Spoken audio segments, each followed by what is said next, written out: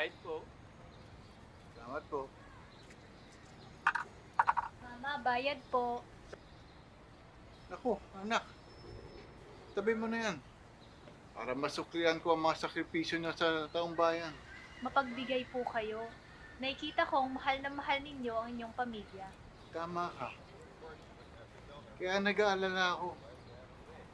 Paano ba matapos tong pandemyang to?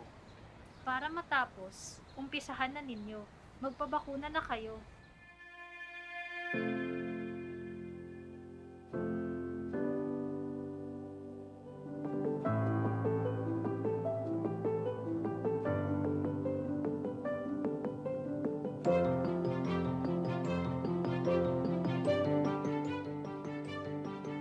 Dahil mahal ko kayo, magpapabakuna ako.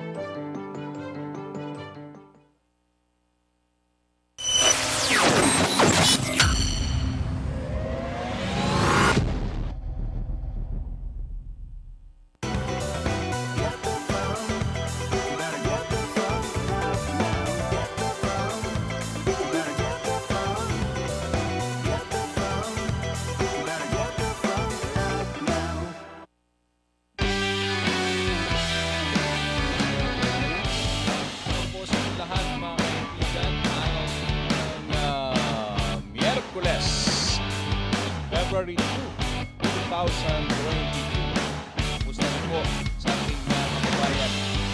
Isa na naman pong pagtatanghal ng Boses ng Bayan ang aming pong ihahatid sa inyo sa loob ng isang oras.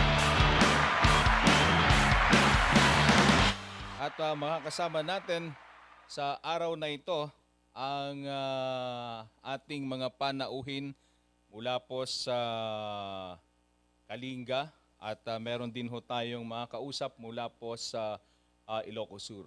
Ang dahilan po mga kaibigan kung bakit meron po tayong mga kausap ngayon mula po sa Ilocos Sur ay maalala po ninyo, no?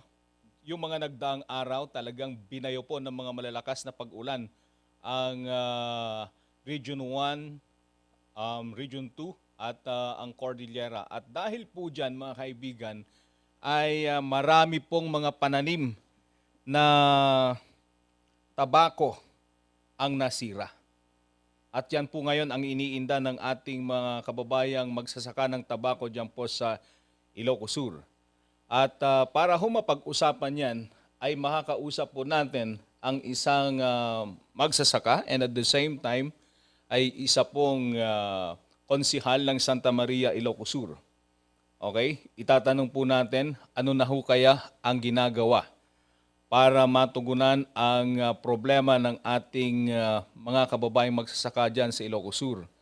At sino nga ba ang pwede nilang takbuhan, hingan ng saklolo nang sa gayon maalalayan lamang po yung ating mga kababayan dahil grabe po ang hirap na kanilang dinaranas. Isipin po ninyo mga kaibigan, no? Meron pong pandemya, mahirap ang kumita ng pera at sasabayan pa ng ganitong problema. Yung mabaha yung mga pananimong tabako na pinaghirapan mo ng ilang buwan. Paggising mo sa umaga, naku po, ganun na lang ang pinsalang iyong maabutan sa inyong taniman. So, aalamin din natin. Sa pagkakataong ito, ano kaya ang maitutulong ng tinatawag nilang tobacco excise tax, yung RA 7171.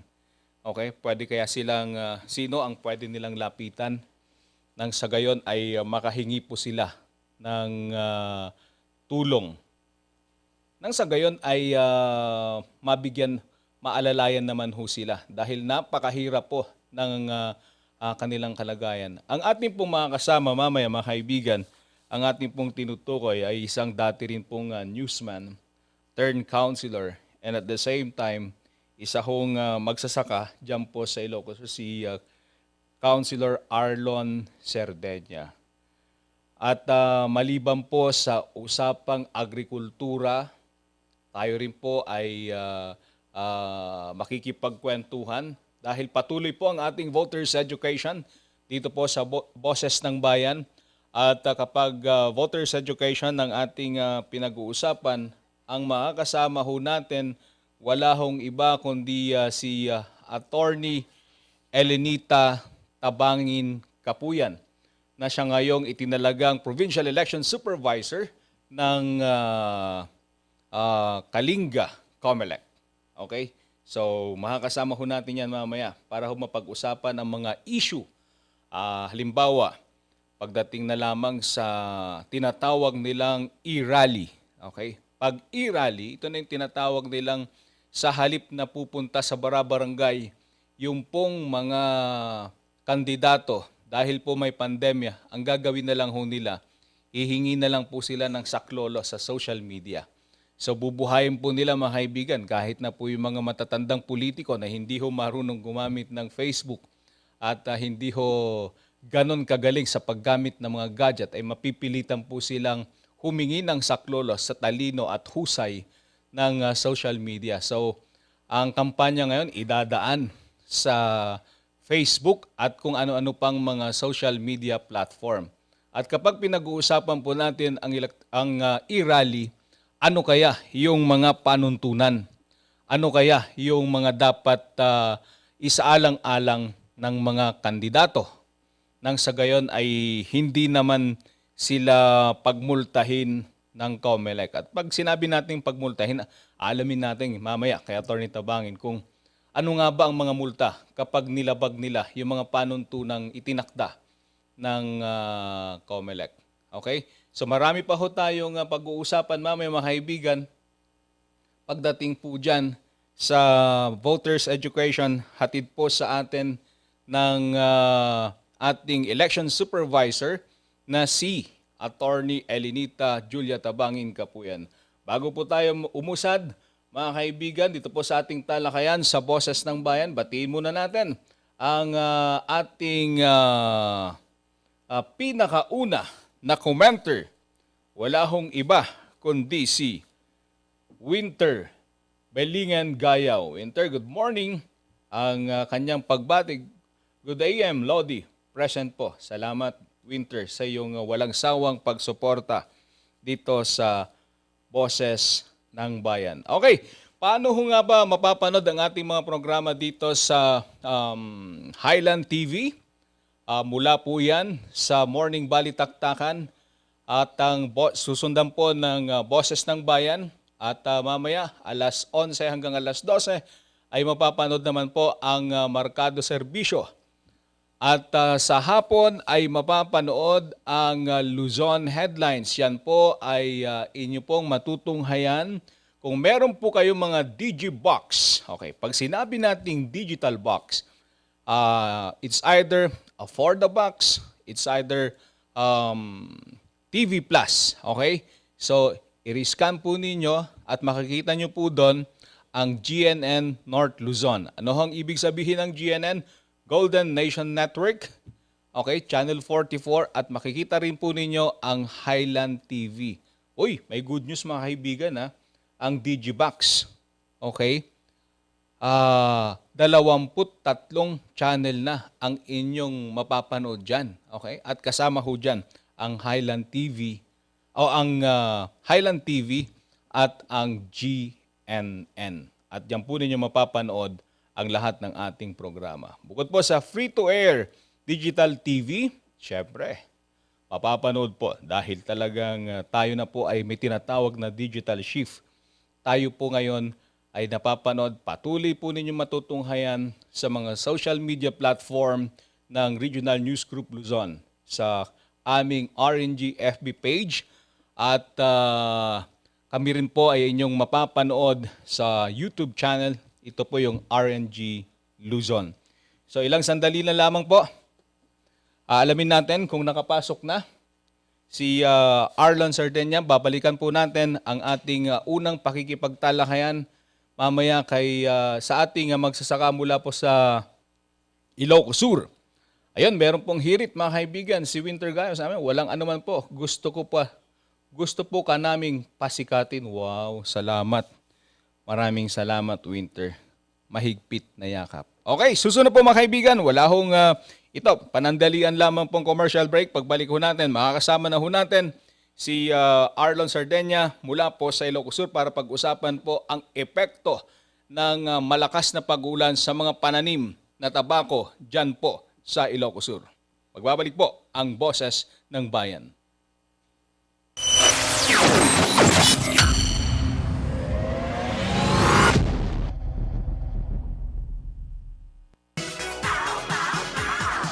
Paulinimen! Masakit ba ang likod, ang kasu-kasuan? Namimitig o masakit ang iyong kalamnan? May rayuma, arthritis o nahihilo? May stiff neck, flatulence o masakit ang ulo? Sa Paulinimen, ginhaway, garantisado. Paulinimen, isang pahid ka lang. Dahil walang out sa POW! Kapag lumapit o dumantay sa linya ang mga sanga ng puno, maaari ito makaantala sa daloy ng kuryente. Kapag lumago ang puno at pinutol mo ang sanga, kakapit ka pa rin sa puno na maaaring daluyan ng kuryente. Sanhi upang ikaw ay makuryente. Dahil sa lakas ng kuryenteng dumadaloy sa linyang ito, ang paglapit at pagdikit ng anumang bagay tulad ng metal, kahoy, pati na rin ng bato ay nakakamatay. Ang paalalang ito ay mula po sa NGCP. Pagplano ng pamilya, hawak ko sa iyong kamay. Kaya pumili na. Hindi na ako matatakot. Dahil handa na ako. Kayang-kaya mong gawin lahat ng iyong hiling. Sa tulong ng family planning. Hello, good morning, TG Home Builders po. TG Home Builders po. Yes po, sir. Sir, paano po umorder online ng mga hardware supplies? Yes po, sir. Madali lang naman pong mag-order through our Facebook page po. Punta lang po kayo sa facebook.com/tghomebuilders at i-message nyo na lang po kami doon at meron lang pong sasagot sa inyo. So, meron po tayong indoor, outdoor, tsaka meron din po tayong for kitchen, for bathroom, at mga lightings po. Sir, ang TG Home Builders po ay isang tindahan na nag-offer po ng mga finishing material. Easy to install at mas makakatipid po sila ng oras at sa pera po nila. Mas concentrated po kami sa mga modern materials. TG Home Builders! We turn houses into homes! Nakukulangan ka ba sa funds with benefits mo?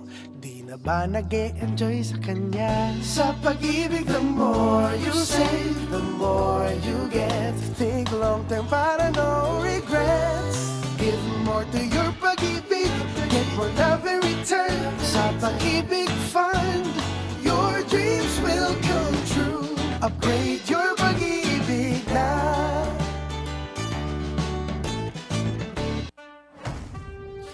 Patuloy pa rin ang laban natin sa COVID-19.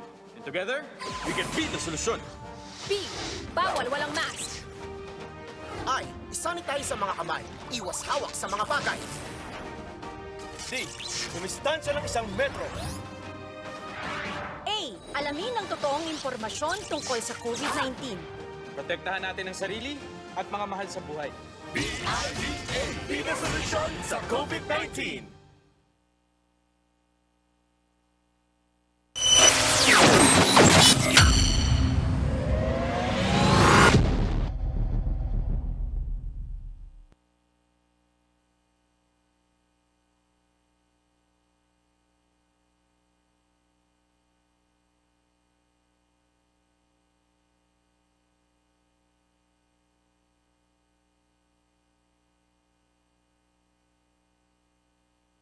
Habang inaantay po natin mga kaibigan yung ating mga bisita mula po sa Ilocos Sur, ay unahin po muna natin na kapanayamin ang ating voters education champion na si Attorney Elinita Kapuyan mula po sa Kalinga. Hello ma'am, good morning po. Good morning po Sir Dobie at saka good morning po sa lahat ng mga nanonood at nakikinig sa Channel 44 Highland TV and rngluzon.com. Wow, ang linaw po ma'am. Kumusta po dyan sa Kalinga? Mainit po rito ang weather. Pero masaya naman kasi nag-meeting kami kahapon ng Provincial Joint Security Control Center natin with the AFP and the police. Wala naman po kaming ina-anticipate na yung mga concerns or election-related violence. Wala naman po tayong ganong ina-anticipate. So hopefully maging peaceful and orderly ang ating elections. Pero may isang ano lang po kami, yung concern, yung how to administer the elections during a pandemic. Mhm. Okay, ma'am. Yun Go lang ahead. po. So, Go ahead po. ang pag-uusapan po natin ngayon ay COMELEC Resolution 10732. Ito po yung pwedeng magkaroon ng meetings, caucuses, conventions, motorcades, yung mga kandidato, they can conduct this even during a pandemic. So pwede rin silang mag-house-to-house campaign. But meron pong limitations po ito. So meron pong itatatag na COMELEC Campaign Committee. So yung COMELEC Campaign Committee po, meron po akong slides dyan kung sana pwedeng ilagay. Ayan po. So before, yung ginagawa po nating pangangampanya, house-to-house or in-house campaign na ngayon ang tawag. Pero hindi na po pwedeng mag-enter sa kanilang dwelling yung mga kandidato pag mag-house-to-house sila. Kahit po inviting sila or they are given permission. So they cannot do that anymore. Number 2, wala na pong crowding sa candidate. Hindi na po allowed ito because it violates the 1 meter distancing rule. So number 3, the taking of selfies and photographs daw. Pwede ba raw yun? Hindi na yun pwede kasi that is close proximity with the candidate. So pag handshakes din, hugs, kisses, and arm in arm, it's no longer allowed. And siyempre, wala na rin beso-beso. So di na rin allowed dyan. And then the distribution of food and drinks and items is no longer allowed, kaya no feeding. At saka, hindi rin naman po allowed yan because it violates Section 68 of the Omnibus Election Code po, yung nagpapakain 5 hours before the meeting and 5 hours after. So, yan po yung bago natin. Ngayon, there is, before the holding of these meetings and caucuses, kailangan po mag-secure sila ng permit from the COMELEC Campaign Committee at least 72 hours before the conduct of the activity. And then after the conduct of the activity, they will submit an affidavit of compliance. Yan po. Kaya po, meron na po tayong COMELEC Campaign Committee. Yan po yung bago natin ngayon. So punta po tayo sa next slide. Okay. Attorney, balikan ko lamang po yung committee na binabanggit po ninyo. Paano po yung composition po ng committee? Sino po ang bumubuo nito? Opo, meron po tayong ano yan. Meron po tayong slide po dyan na nakalagay. Okay. The COMELEC Campaign Committee, itatatag po iyan sa municipal, city, provincial, and regional, national level. Ang composition po niyan sa local, ang chairperson is the COMELEC Election Officer and the COMELEC Provincial Election Supervisor, pag province ang level natin. And then, pagka ano naman po, kapag ang members po niyan are the following. Yung AFP po, naka-level din ng province na Battalion Commander, AFP, PNP. Yung PNP is the Provincial Director. Then, may dinagdag po na dalawa. It's the Municipal or Provincial Health Officer at saka po yung DILG, the Provincial Director of the DILG or the City Director. So yan po yung composition natin ng COMELEC Campaign Committee. Yung COMELEC Campaign Committee, sila po yung mag-a-approve ng permit para makapagkampanya sila, yung mga kandidato. And then, magsasubmit po sila ng affidavit of compliance kung nakakomply sila. So yan yung bago nating gagawin. Kami rin po yung may dagdag na trabaho niyan, including the AFP, the PNP, with the recommendation of the DILG and syempre yung pong health officer natin. So yan yung bagong pinagagawa po ng COMELEC ngayon. And meron pa po tayong sa caravans, motorcades and caravans. Pagka category 5 po, not allowed yung caravan. Pag category 4, so it depends upon the category level na ibibigay ng IATF. So kung category 4, 30% lang yung pwede. So may kita nyo dyan kung may tricycles, trucks, mga ganyan po. kung category level 3, 50% lang po ang allowed sa capacity, maximum capacity of the vehicle. Pagka ano naman po, kapag nasa category level 3 ang Baguio City po, di ba?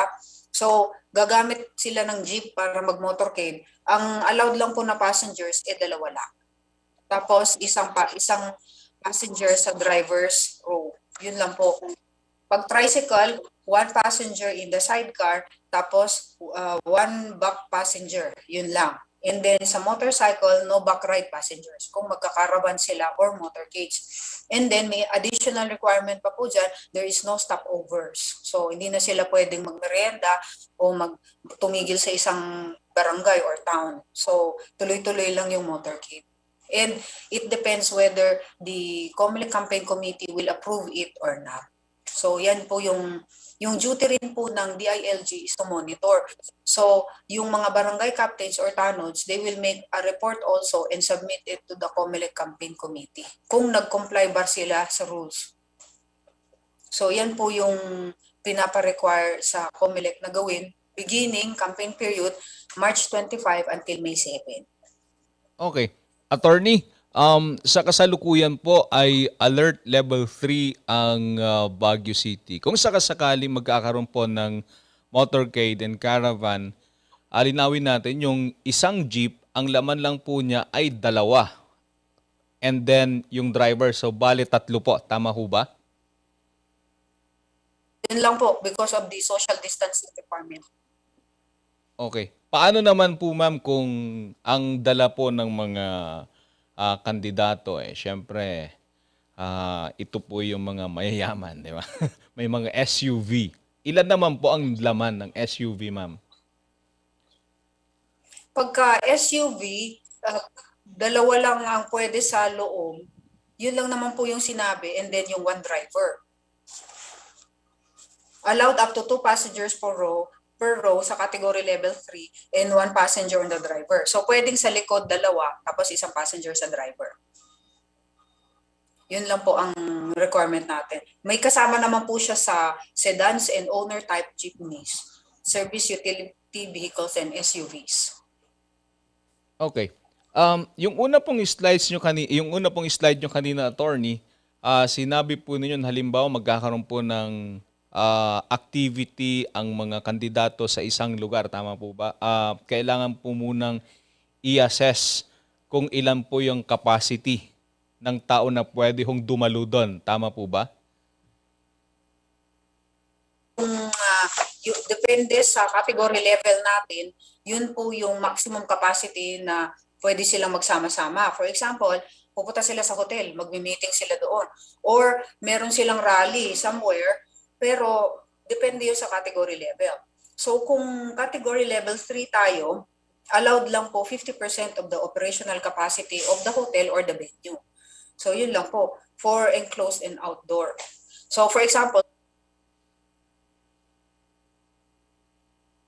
na pwede. And that will be monitored by the barangay, the DILG, and the police. Okay. At lahat po ng mga paglabag na ito, attorney, ay pwede hong ground for, ano po yung penalty na pwede hong i-impose doon po sa mga lalabag? Opo, ito yung mga lalabag. It's going to be an election offense. So, if you are convicted for an election offense, you will be, yung imprisonment mo is not more than 6 years. So 6 months and 1 day to 6 years. And then you will be disqualified from your exercise of suffrage. So hindi mo magagamit yon. You can also be disqualified for holding public office. And then meron kang fine na babayaran. Or if you are a foreigner, di naman sana, you will be serving sentence first before you will be deported. And then, pwede ka pa rin maging liable for local ordinance. Okay. At attorney, naplansya na po yung composition ng mga magsasagawa po ng inspection. I mean, meron na hubang structure? Yung pong COMELEC Campaign Committee po, ang ibig niyo sabihin, Yes, ma'am. na-constitute na po namin yan. Okay. Opo, na-constitute na po namin yan sa provincial level and nagko-constitute na po ngayon sa municipal level dito po sa province of Kalinga. So, nag-meeting na po kami kahapon and plinansya na po namin yan. Meron lang pong mga questions na paano daw po kung nag-violate itong mga ito. For example, 50% operational capacity lang sa hotel or rally, pero ang ginawa, nag-over daw po sila. So, ang suggestion po namin sa meeting namin kahapon is tatawag kami ng law enforcement officer, ipa-disperse na lang sila kung nag-violate sila ng more than 50 sa operational capacity. Kasi po, pwede po siyang maging super spreader event. So, we are preventing po yung pagdami ng virus. And nandun po sa crowd ang pagsiklab o kaya yung source ng virus na yan. So, yan yung iniiwasan natin. Although, yung pong kahit may pandemic, in a democratic government such as ours, it is still allowed. So, COMELEC still allows yung mga campaigning na yan. Old method po kasi yung campaigning na yan. Kung sana nag-avail po sila ng e-campaigning, nag-lapse na po yung pag-register nyo nung January 31. Nung inyong blog, website, account, social media accounts. Dapat ni-register nyo yan sa Election and Information Department. Ang deadline yan is January 31. So, mas maganda po sanang option yon na gamitin yung e-campaigning para po nasa social media na lang po kayo nagka-campaign, hindi na po kayo nagka-create ng crowd. Pero kung you are the more traditional type of candidate, then you will prefer house-to-house, mga ganyan, then rallies, caucuses, and motorcades. Pero COMELEC still allows that kasi democratic government naman po tayo. Subject lang po dyan sa limitations. That is why na-constitute po ang COMELEC Campaign Committee in every area and in every level. Okay. Attorney, para po sa kapakanan ng ating mga late tuners, kung ang pipiliin pong estilo ng pangangampanya ng isang kandidato ay house-to-house, maghahamon ng mga campaign rallies, pakiulit po, ano po yung mga dapat po nilang isaalang-alang, ano po yung mga bawal? Sige po. So, ito pong mga kandidato natin na more traditional ways sila, na gusto nila house-to-house, campaigns, rallies, caucuses, meeting the avance, yung mga ginagawa nyo na dati, it is subject to limitations po ngayon. So you need to seek the consent or permission ng COMELEC Campaign Committee. And yan po yung nasa local COMELEC office nyo, kung nasaan po kayo. So if it's Baguio City, the City Election Officer o Baguio City. Pag nasa province naman tayo, the Provincial Election Supervisor. So yung mga yan, sila po yung mag-evaluate ng inyong permit. If you can conduct motorcade rally, yung mga yan, meeting the advance house-to-house. So you have to look for pwede nyo i-download po sa www.comelec.gov.ph yung pong permit na hihingin nyo na i-format. So i-check nyo lang doon, is it caucus, meeting, rally, and then i-submit nyo po yan doon po sa COMELEC Campaign Committee and you wait for 3 days before mag-approve. Kung hindi na po dinis-approve yan at nag-lapse na po yung 3 days, it is considered approved. Then you execute within 72 hours an affidavit of compliance na nakakomply kayo sa lahat ng rules. So yan po yung dapat nyong gawin. So seek the COMELEC election officer or COMELEC Provincial Election Supervisor in your area for more information and for yung format ng ating permit. But you can also download that in www.comelec.gov.ph. Nandun naman po lahat. At bawal po ang magpakain? Ay, opo, bawal po yung feeding. So, if you are going to hold meetings na nagpapakain ka ng 5 hours before and 5 hours after, it's also an election offense. So that's punishable under Section 68 of the Omnibus Election Code, which is also one of the grounds for disqualification. Kaya iwasan nyo na lang po yun. It is better na mag-hold na lang po kayo ng mga ganyan, very brief moment lang, mga 30 minutes to 1 hour only. Okay. Attorney, yung pong deadline dun po sa pag-apply ng pagpaparegister na mga SOCMED account ng mga kandidato ay naglapse na noong January 31. Tama po? Opo, naglapse na po yan noong January 31, 2022. Okay. At wala na hong balak ang COMELEC na magkaroon ng extension para makahabol po yung ibang mga kandidato na siguro ay hindi po nagkaroon ng pagkakataon para makapag-apply. Ay, opo. Wala pa tayong announcement from COMELEC main office kung i-extend po yung pag-apply nila ng registration ng social media campaigning. So, we'll just wait for further announcements. Pero yung pong nakalagay po kasi sa COMELEC resolution, ang deadline yan is January 31, 2022. Nag-start din po kasi yan noong pang October after the filing of certificates of candidacy. Okay. Attorney, meron pong question dito mula po kay Winter Gayaw. Ang sabi po niya, patanong po sa guest ninyo kung kumusta po ang pag-monitor ukol sa vote buying. Kasi baka ang vote buying ngayon ay online na. Ano po ang inyong sagot niyan, attorney?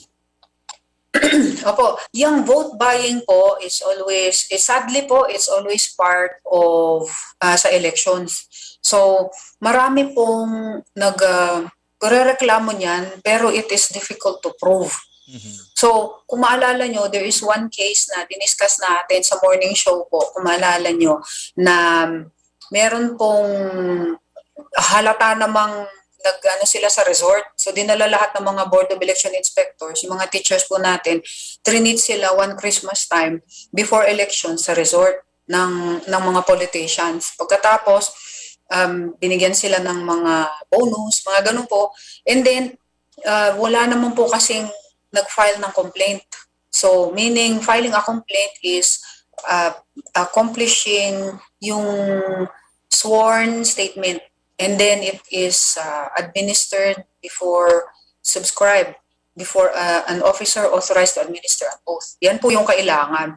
Kaya lang, wala namang nag-file ng ganyan. So yung kasong yun, na-dismiss lang. Hindi, kahit ba obviously it was vote buying, hindi sila na-convict for vote buying.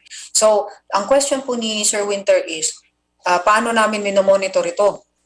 We can only act if there are complaints. So, merong magfa-file ng kaso or magre-report, pwede naman namin ipadala yung police, which was one of my experiences po sa Ifugao in 2013. Meron pong mga nag-report sa amin na may conduct of vote buying. So, pinapunta na namin yung law enforcement officers. Hindi naman na po nila nahuli kasi wala naman pong yung pinapakitang pera na tinatanggap, wala. So, how do we prosecute yung pong mga election offenses na ganyan, na vote buying? There must be a person who participated in vote buying at yung mga persons na yan will execute an affidavit which is under oath and subscribed before a person authorized to administer an oath, and then yan po yung ifa-file bago magkaroon ng kaso talaga. Kasi you cannot just file yung sasabihin mo lang na merong mga nag-vote buying pero just saying it. So there has to be in paper na complaint. Yan po yung kailangan. So how do we monitor? Through the police lang, kung merong nagre-report sa kanila, pwede naming tignan. Pero ang kailangan po natin ay yung mga mag-i-issue ng complaint na authorized, subscribed by persons to administer an oath. Yan po yung kailangan natin. Okay. Attorney, in the conduct of an e-rally, halimbawa, kung maliban po sa pag-discuss ng isang kandidato ng kanyang platform of government, ay hindi maiwasang magpasiklab dahil kung minsan sinusutil siya ng mga viewers. Halimbawa, kinakantsawan siya na mamigay ng mga premyo. Pwede ho ba yun during the rally ng isang kandidato, yung mamigay po ng premyo, mamigay ng pera? Ano ho ang pamantayan dyan ng COMELEC, ma'am? Yung pong pagbibigay ng prizes, that's not allowed po. Kasi meron pong nasa election code that is already something of value na binibigay mo sa voters. And hindi yan allowed. Mere cigarettes nga po, cigarettes, you distribute cigarettes, ball pens, yung mga band na na merong mahal, medyo mahal siya. Tapos, that is beyond yung price ng, yung every candidate na gagastusin niya for every voter. Di ba, maalala nyo, it is 10 pesos. Kung independent, 5 pesos. Mga ganun po. Pag lumampas ka sa ganyan, ano na tayo, that is a violation of the Omnibus Election Code. So, yung prices po, yung giving of prices, pati yung sinasabi ni Mr. Winter na magbibigay sa GCash, bawal po yun. Kasi nagtatransfer ka na ng something of value to a voter. So, hindi dapat lumampas tayo doon po sa value na dapat nating ibigay sa isang voter. So, we are not supposed to maggastos tayo ng more than what is allowed under the law. So, yan pong pagbibigay lang ng t-shirt, cigarettes, ballpens, fans, nakalagay po talaga sa Omnibus Election Code that it's not allowed. So, sana po, wag natin gawin yun. Kung magpasiklab man yung kandidato, ipakita nyo na lang po na you are very good in encouraging people to vote for you. Ganun na lang. And dapat po gawin din yan sa election or campaign period, which is March 25 until the May 7. So yan po yung ano niyan, yung ating period within which you can campaign. So if you are campaigning, you are giving information to people, pero hindi mo sila bibilhin. So vote buying na po ang labas niyan. Kaya you can be prosecuted, lalo na kung pinapanood ka ng kalaban mo, yung kalaban mo magpa-file ng complaint sa iyo. So yan yung mahirap. Okay. Pero kung ang kandidato po ay nagsasagawa sa ngayon ng mga online show, mga online game at namimigay po ng premyo, yan ho ay hindi pa bawal dahil hindi pa nag-uumpisa yung campaign period. Tama po ba, ma'am? Opo, hindi pa naman sila considered candidates until the beginning of the campaign period under Republic Act 8436 amended by Republic Act 9369, yung poll automation law. Nakalagay po kasi dyan, you are not considered candidate until the beginning of the campaign period. But we strictly do not encourage that. Kasi po, ano po yan parang sa propriety, hindi siya ethical. Okay. Anything, ma'am, that you wanted to add para po sa kaalaman ng ating mga kandidato at mga butante? Opo, yung pong gusto kong ipaalam sa mga kandidato po, ang campaign period po talaga natin for local elections, si local candidates is March 25 until May 7. So sana wag po kayo munang mag-campaign habang wala pa yung period na yan. Then second, if you have availed of the e-campaigning, yung e-rallies, yung mga yan, so ang gagawin nyo po is to just register. Kung naka-register na kayo, okay na yan, and you wait for the period din na campaign period. So March 25 until May 7.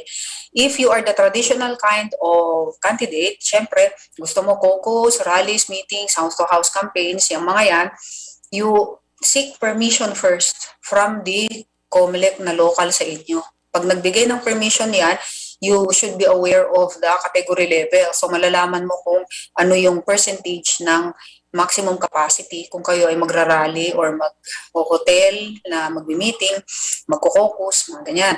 And then, hintayin nyo yung permit, pero pag hindi nag-issue ng disapproval ang COMELEC Campaign Committee, it means approved na yan, so you can proceed. But, meron po kayong affidavit of compliance that you will submit 72 hours after the event.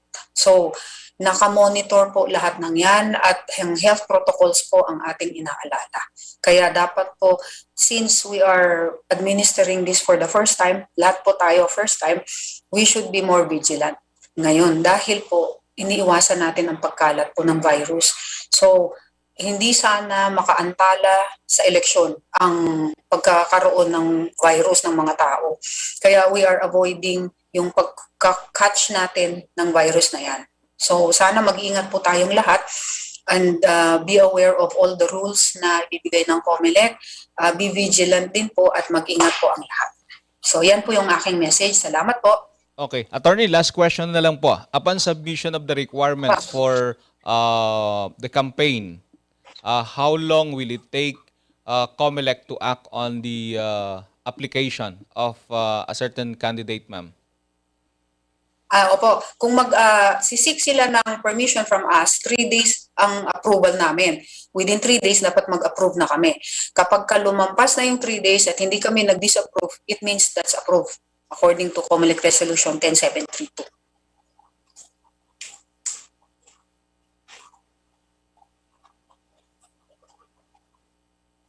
Okay, Okay na po. Opo. Okay, ma'am. Maraming salamat po sa oras na singit ko na yata ngayon, ma'am. Pwede ho niyo sigurong sagutin dito. Kumusta po ang COMELEC sa gitna po ng bangayan sa taas? Yung pong away ng mga commissioner.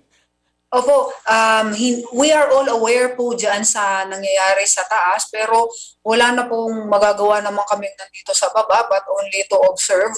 Pero magre-retire na po today si Ma'am Commissioner Guanzon. So, may papalit na rin po sa kanyang presiding officer si Ma'am Socorro Inting na isang commissioner sa kabilang division. Tapos si Commissioner Casquejo po ililipat na po siya sa second division. Tapos waiting na kami for the appointment of new commissioners na tatlo kasi tatlo po yung magre-retire today. So gusto ko rin po magpasalamat sa mga boss namin na okay naman po ang pamamalakad sa COMELEC, and we hope na hindi na mangyari po yung ganitong scenario sa amin. Kasi po nagko-concentrate na po kami sa preparasyon para sa pag-hold natin ng May 9, 2022 national and local elections. So sana maiwasan na po namin yung mga ganyang bangayan. Okay. Attorney Gapuyan, maraming salamat po sa oras na inyo pong ibinigay sa Boses ng Bayan. Susunod pong ating mga kapanay, mga kaibigan, ay pag-uusapan ho natin ang tungkol po sa problema ng mga magsasaka ng tabako dyan po sa Ilocos Sur. Ang ating mga kausap mamaya si Councilor Arlon Cerdeña. Babalik po ang Boses ng Bayan. Maraming salamat po. Huwag po kayong bibitaw.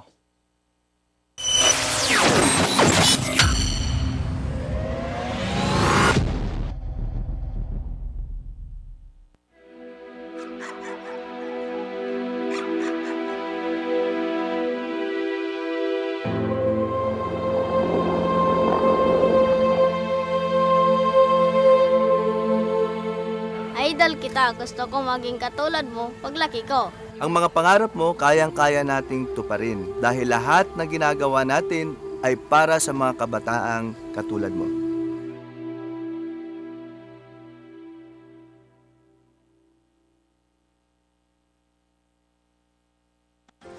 Nagpares bakuna ako para may dagdag protection mula sa COVID-19. Lalo na ngayon, dapat umiwas sa malubhang kaso nito. At dahil kailangan kumayod para sa pamilya, dapat bawas pangamba saan man pupunta. Kasama ng mask, hugas at iwas, mas protektado tayo pag may res bakuna. Napatunayang ligtas at mabisa ang res bakuna. Kaya buong pamilya ko, naka 2 doses na. Libre lang ito. Pumunta sa inyong health center o tumawag sa DOH 1555 hotline. Masakit ba ang likod, ang kasukasuan?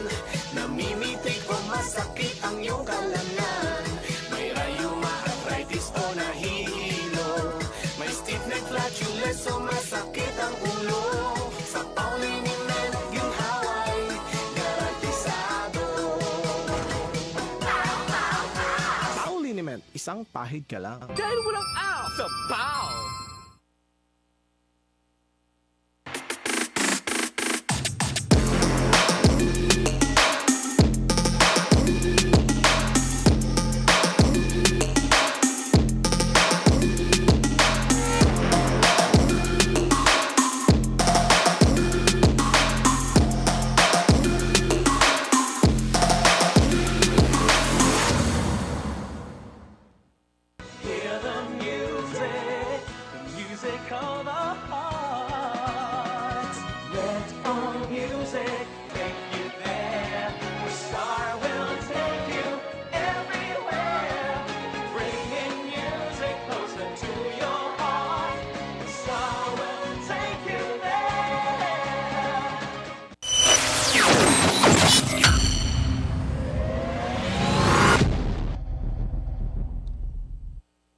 Nagbabalik po ang Boses ng Bayan.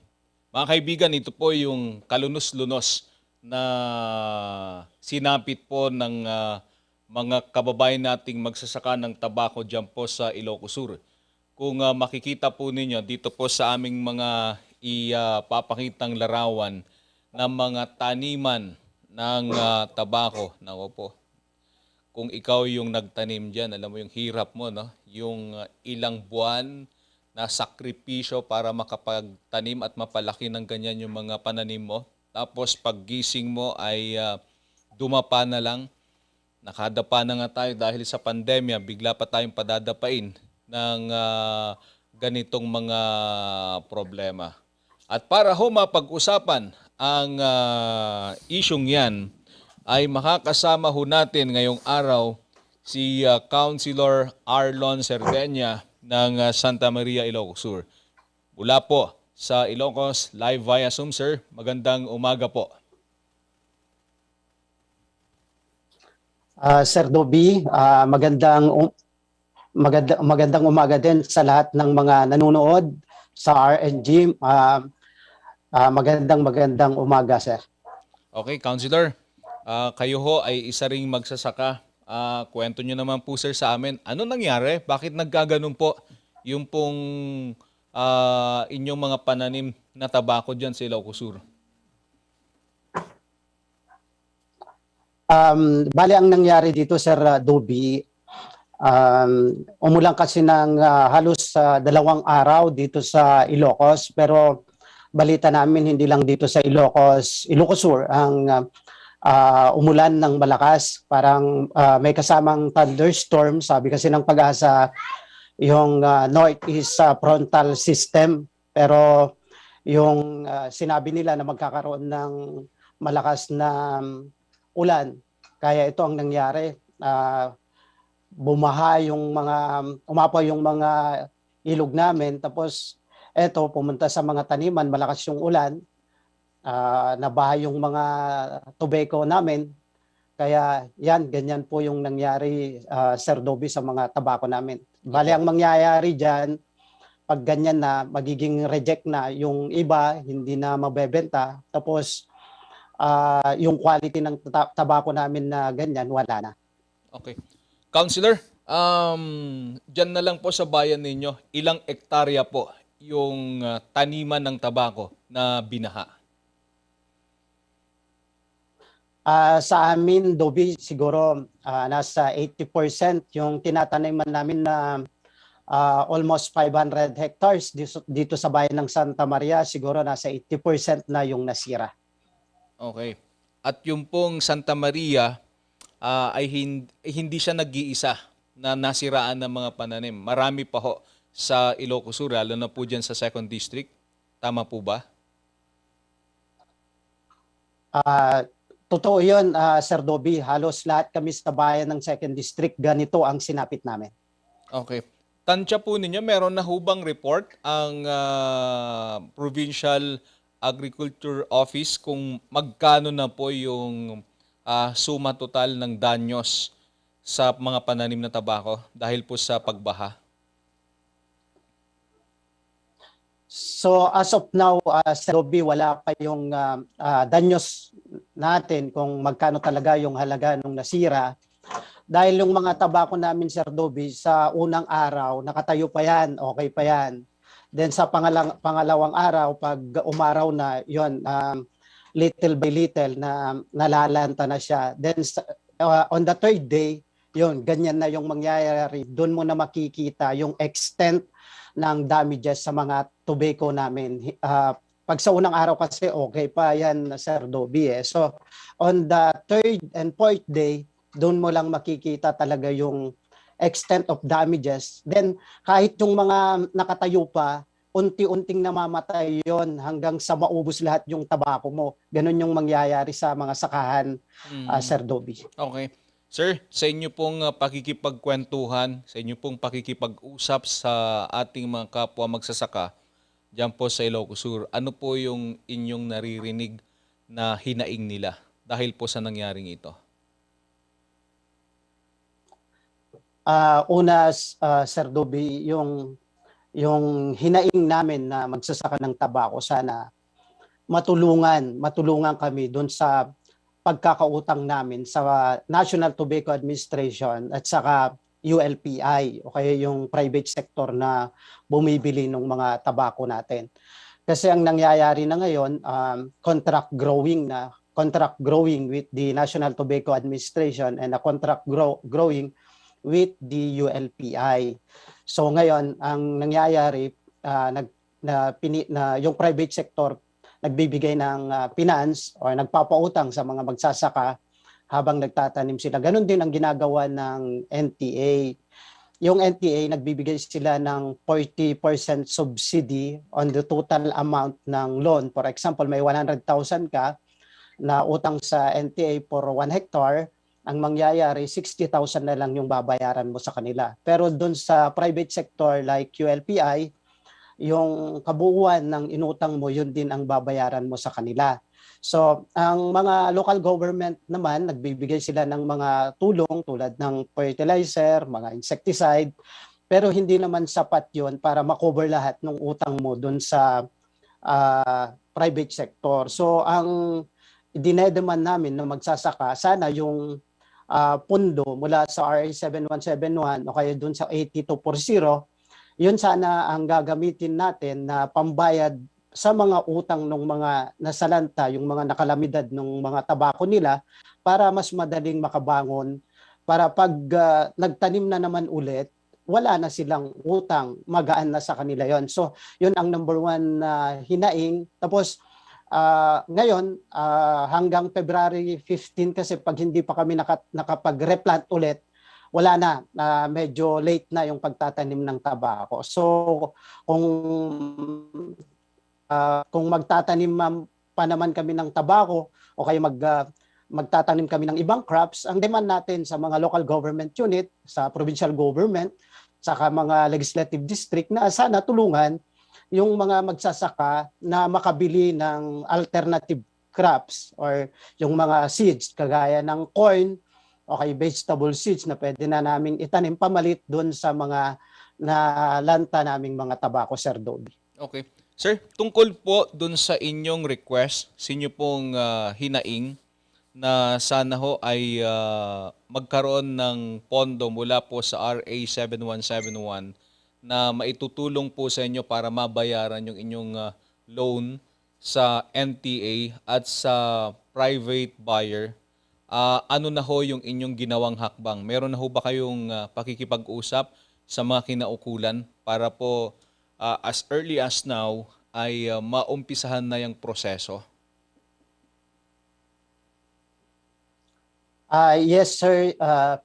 Kahapon, kinakausap ko na yung mga kasama natin sa federasyon ng mga magsasaka ng tabako dito sa Ilocos Sur para may present na namin sa mga representative natin sa 2nd District yung mga demand natin para sakaling ma-actionan yon. As of now kasi wala pa dito yung congressman namin, hinihintay natin na makauwi siya dito sa 2nd District para mailatag natin yung mga demand na gusto natin may mga magsasaka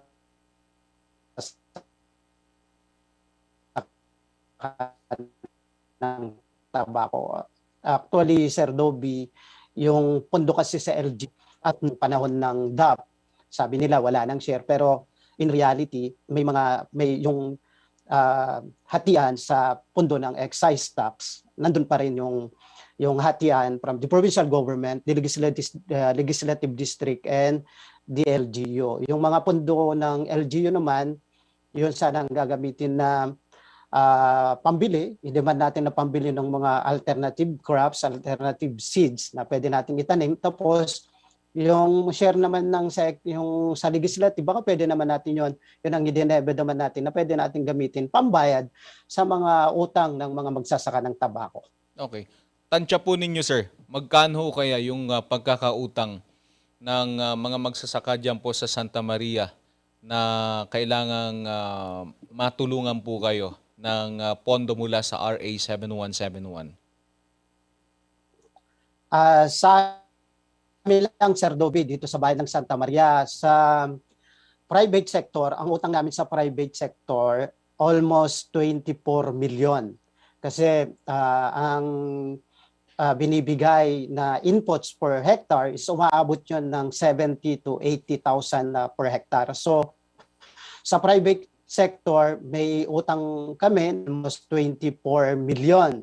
Sa NTA naman, iles mo yung subsidy nila, may utang din yung mga magsasaka na nasa contract nakikontrata dyan sa NTA, may utang na almost 3 million, Sir Dobby.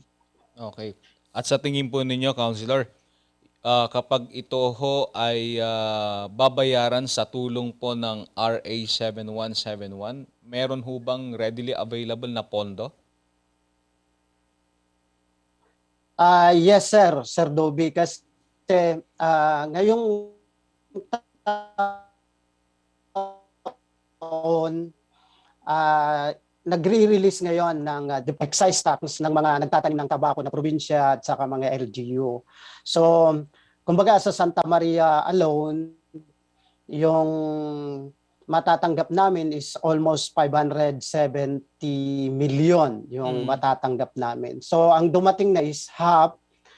Tapos yung half na yon is na-budget na kasi para sa mga makina na kailangan ng mga magsasaka din ng tabako at saka lahat na ng magsasaka at saka mga hose na kailangan nila, mga knapsack sprayer, mga abuno. So, ang hindi pa dumadating kasi, Sir Dobby, is yung share mula naman sa legislative district na pumapasok sa mga LGU namin. So, yun yung pwede namin gamitin. At sinasabi nila na siguro this year din darating yung pondo na yun kasi yung nakapasok na sa mga LGU account, Sir Dobby. Okay, so at least meron po kayong inaasahan na paghuhugutan ng pambayad dun sa utang.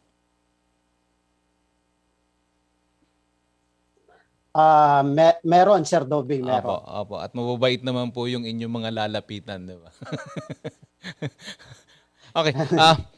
Counselor, is this the first time na nangyari sa inyo to o talagang halos taon-taon ganito na yung experience na kailangang maranasan ng mga kababayan natin magsasaka dyan?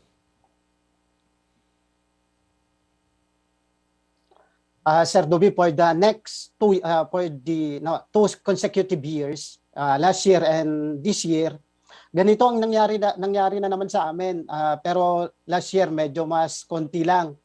Last year kasi natamaan kami January 22 and February 11 and 12 last year.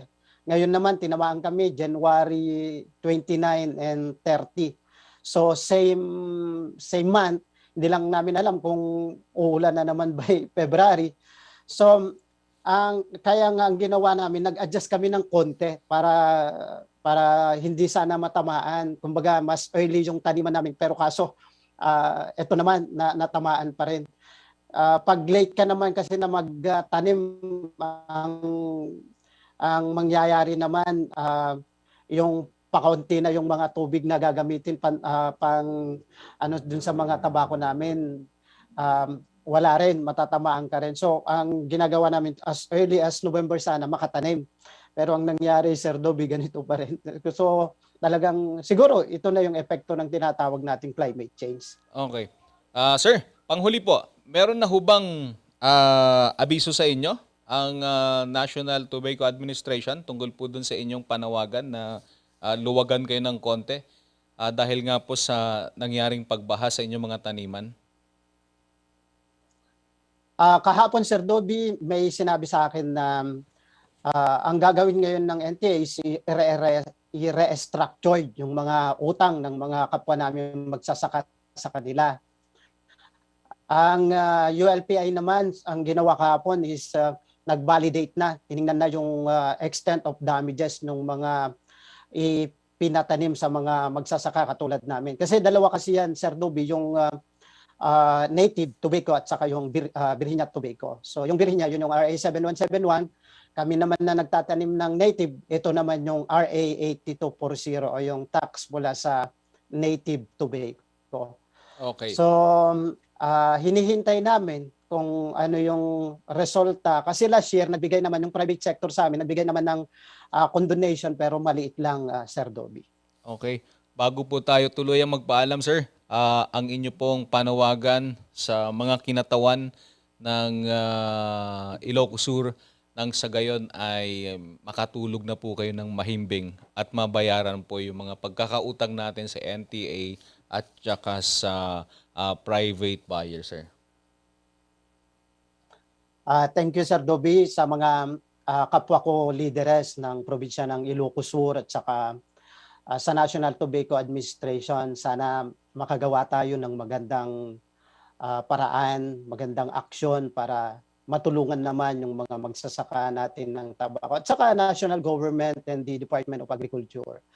Tulungan natin yung mga magsasaka ng tabako kasi doon naman nanggagaling yung pondo natin sa universal health care na ginagamit natin ngayon, yung mga pondo na ginagamit natin para sa mga infrastructure project, sa mga pambili ng mga para sa agroindustrial natin, mga equipment na binibili natin, halos lahat. At yung pinakamalaki naman na share sa national government is galing naman sa industriya ng tabako.